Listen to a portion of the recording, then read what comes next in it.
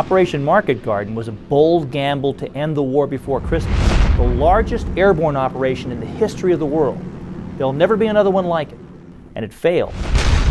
More soldiers died on the first day than the Americans have lost in the entire Iraq War.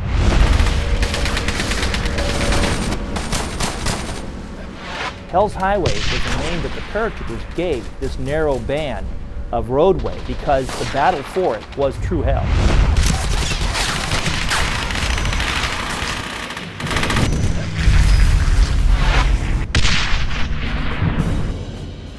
Why make a video game about a battle where the guys that you're becoming, the allies, lose? Why do that? Because of the strategic defeat, I think this is one of the most interesting stories. It's not your usual story where at the end there's a victory parade and everyone has patted each other on the back and said, wow, we did it. That kind of backdrop where things don't always work out makes for some very interesting opportunities for storytelling. On the 17th of September 1944, it was a quiet day in Eindhoven, in Zaan, and on the Belgian border. The sky filled with airplanes.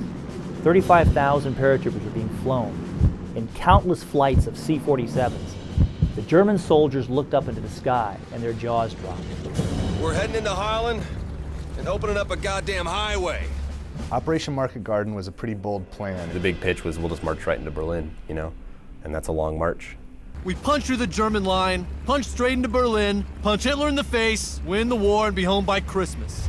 They were going to drop a carpet of paratroopers to seize the bridges across the canals in Holland that led along a very thin road all the way to the Rhine River, 60 miles in length.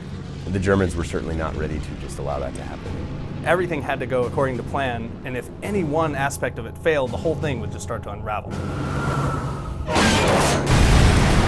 In military operations, very seldom does everything go right. Germans! Find cover! Now! Move! The German army pulled off a miracle. They happened by chance to place 2 tank divisions in Holland to rest and recuperate. Going in, it was planned that we were just fighting old men and young boys. They didn't plan to fight 2 whole divisions of tanks. A German tank is a pretty impressive thing in 1944. Between that and the weather and all the mist drops and the lack of reinforcement drops, just couldn't hold on to anything. This is Kick Off Blue! There's Jerry all over! We need support now! Not supplied, not equipped, starving, hungry, wet, cold, tired, and getting killed. Bob! Bob! Once the Germans understood what was going on, they immediately counterattacked. They surrounded the corridor and they crushed it. They were way behind enemy lines, they were outnumbered, and the paratroopers were on their own. We have an outstanding department that just focuses on all the authentic details. Basically, we recreate the time and the place, trying to bring all these people to life. The British government had spy planes taking photographs of Operation Market Garden every 3 hours during the battle. I mean, we're able to look at the details of it and see, each artillery piece. And some of the photographs you can actually see in the middle of a fight. Unlike other video games, when we have historical photos, historical references, we've got to put it in there. Rather than just making up a field or doing whatever I wanted to, I could actually go and say okay, well here is the village of Zaan, and here's what this field behind this farm actually looks like, and I can actually recreate that. We went out and did a tank shoot, we went out and recorded jeeps, we went out and did a gun shoot. We did things like that to make sure that it was as close to being what it should be. I've even taken them out on a field training exercise where they had an opportunity to actually practice being soldiers.